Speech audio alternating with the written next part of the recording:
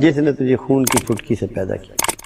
کبھی آپ نے غور کیا اس پہ؟ کبھی سوچا کہ یہاں مقصود کیا ہے؟ اللہ کے رسول پہ پہلی وحی اقرا کے نام کی اتر رہی ہے، اور یہ جتایا جا رہا ہے کہ تمہیں خون کی ایک پھٹکی سے پیدا کیا گیا۔ تو پڑھنا کیا ہے آپ نے تعلیم حاصل کرنی ہے، پڑھنا ہے، سیکھنا ہے پیدائش کے حوالے سے۔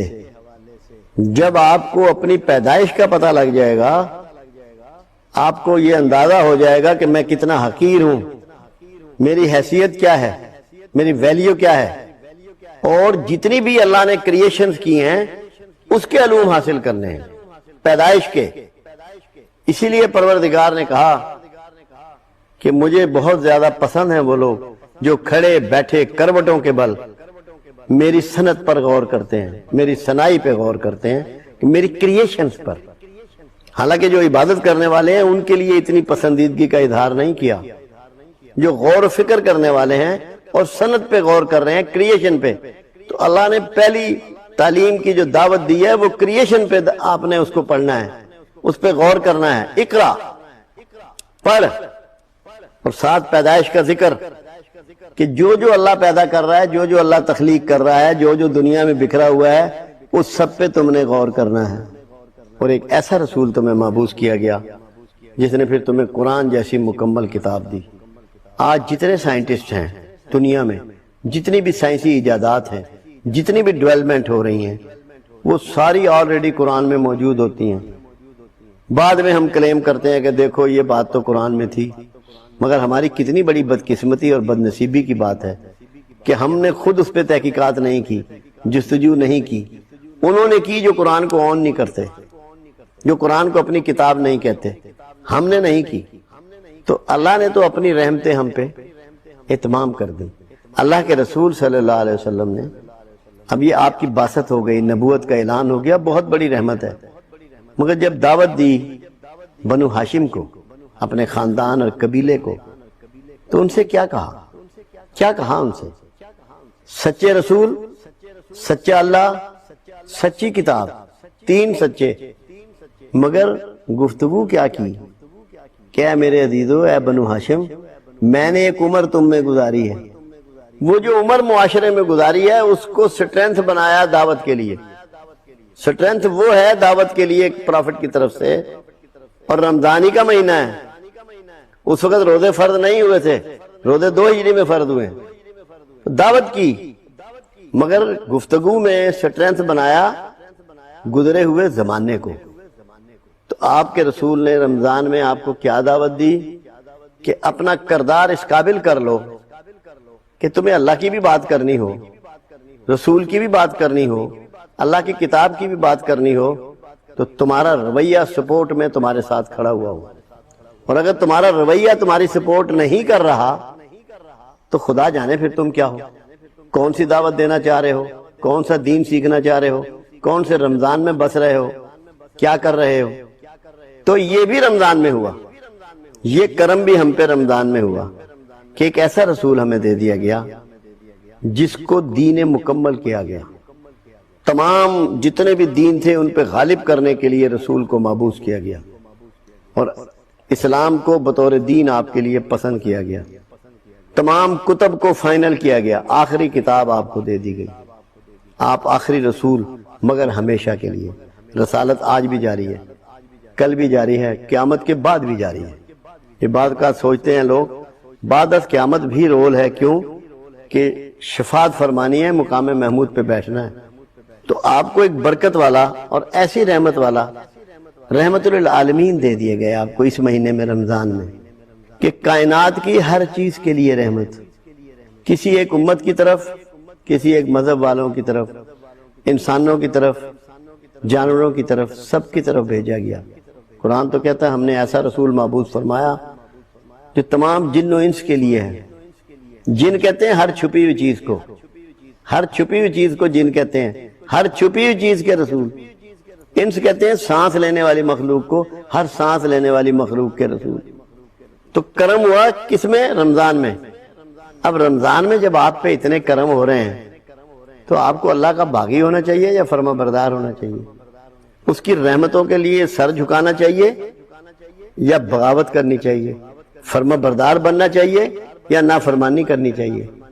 کون سے رویے ہمیں اپنانے چاہیے رمضان میں کہ جس سے مالک کا شکر ادا ہو، مالک راضی ہو جائے ہم سے کہ اس نے ہم پہ، وہ کہہ رہا ہے اعلان کہ میں رحمتیں کرتا جا رہا ہوں، میں نے رحمتوں کی بارش تم پہ کر رکھی ہے، برسات کر دی ہے، تو ہم اگر اس میں نہ بھیگیں تو پھر بات تو نہیں بنتی۔ اس جملے پہ مجھے ایک بات یاد آ گئی، وہ میں کرتا چلوں۔ ایک دن ام المومنین عائشہ صدیقہ رضی اللہ تعالیٰ عنہ گھر میں کھڑی ہیں اور دروازے سے دیکھا تو دور سے محمد رسول اللہ صلی اللہ علیہ وسلم تشریف لا رہے ہیں۔ تو آپ نے محسوس کیا کہ آپ پہ پھوار پڑ رہی ہے، بارش پڑ رہی ہے۔ تو جیسے ہی آپ گھر میں داخل ہوئے تو آپ نے ان کے کندھے مبارک پہ ہاتھ پھیرا، بھئی کپڑے تو گیلے ہوں گے؟ کپڑے خشک تھے۔ یا رسول اللہ صلی اللہ علیہ وسلم، آپ پہ تو بارش پڑ رہی تھی، کپڑے آپ کے خشک ہیں، یہ کیا ماجرا ہے؟ آپ مسکرائے، آپ نے اپنی چادر عائشہ صدیقہ رضی اللہ تعالیٰ عنہ کے کندھوں پہ ڈال دی۔ انہوں نے کہا یا رسول اللہ اب تو مجھ پر بھی پھوار پڑ رہی ہے، اب تو مجھ پر بھی پھوار پڑ رہی ہے۔ وہ نور کی پھوار تھی، رحمت کی پھوار تھی۔ اگر رمضان کا آپ حق ادا کریں گے تو اس پھوار کے حقدار ٹھہر جائیں گے، آپ پر بھی نورانی بارش ہوگی، آپ پر بھی رحمت کی بارش ہوگی۔ مگر آپ کو رمضان کو اللہ کی فرما برداری اور اس نے جو اس مہینے میں رسول مابعوث کیا اس کی تابعداری اور اس کے طریقے کے مطابق گزارنا پڑے گا۔ آپ کو قرید کے نکالنا پڑے گا کہ رمضان میں اللہ کے حبیب صلی اللہ علیہ وسلم کے رویے کیا ہوتے تھے، طریقے کیا ہوتے تھے، دستور کیا ہوتے تھے، پریکٹسز کیا ہوتی تھی۔ تو اللہ جو ہے وہ رحمت کی بارش کیے چلا جا رہا ہے، تو اس بارش کا فائدہ اٹھائیں کہ رسول اللہ صلی اللہ علیہ وسلم کی زندگی کی پوری معلومات حاصل کریں۔ ہر شعبہ زندگی میں ہے کتنی 24 گھنٹے کی زندگی ہے، کوئی بڑی لمبی چوڑی زندگی تو نہیں ہے۔ صبح جاگنا اور رات سونے تک اس کی معلومات آپ نہیں کر سکتے؟ کوئی مشکل ہے یہ کہ صبح جاگنے سے رات سونے تک کی معلومات آپ کے پاس نہ ہو؟ اور کتنی بکس ہیں جو سیرت پہ لکھی جا چکی ہیں، کوئی تعداد ہے، کوئی گنتی ہے؟ کوئی گنتی نہیں ہے، کوئی تعداد نہیں ہے۔ مگر ہم لوگ سیرت کی کتابیں پڑھتے ہیں، سر دھنتے ہیں، سبحان اللہ سبحان اللہ، مگر یہ غور نہیں کرتے کہ جس نے یہ سیرت کی کتاب لکھی ہے وہ آپ کے رویے کو بدلنے کے لیے لکھی ہے۔ اگر آپ یہ نہیں سمجھتے کہ وہ آپ کے لیے پیغام ہے کہ آقا زندگی اس طرح سے گزارتے تھے، تاکہ آپ اس کی نقل کریں اور اپنی زندگی میں رحمت کو داخل کریں۔ اللہ کے رسول صلی اللہ علیہ وسلم رحمت للعالمین ہیں، آپ کم سے کم اتنا ہی کر لیں کہ اپنے گھر والوں کے لیے رحمت بن جائیں۔ اس مہینے میں اپنے گھر والوں کے لیے رحمت بن جائیں کہ یہ رسول اللہ صلی اللہ علیہ وسلم کی نبوت اور بعثت کے اعلان کا مہینہ ہے، تو اس سے آپ کی زندگیوں میں انقلاب آ جائے گا۔ مگر یہ سوچنا پڑے گا، ہم لوگ چھوٹے چھوٹے کاموں میں بھی اللہ کے رسول کی اگر پیروی کر لیں تو کتنے بڑے نجات کے حقدار ٹھہریں گے۔ کھانا کھاتے ہیں ہم لوگ، 3 انگلیوں سے کھانا شروع کر دیں۔ اللہ کے حبیب صلی اللہ علیہ وسلم اس طرح ان 3 انگلیوں سے کھایا کرتے تھے۔ یہ سوچ کے کھائیں کہ میرے آقا اس طرح کھاتے تھے۔ رمضان میں کچھ نہ کچھ ایسا ضرور کریں آپ جس سے آپ کا تعلق اللہ کے حبیب سے جڑتا چلا جائے، آپ ان کے قریب ہوتے چلے جائیں۔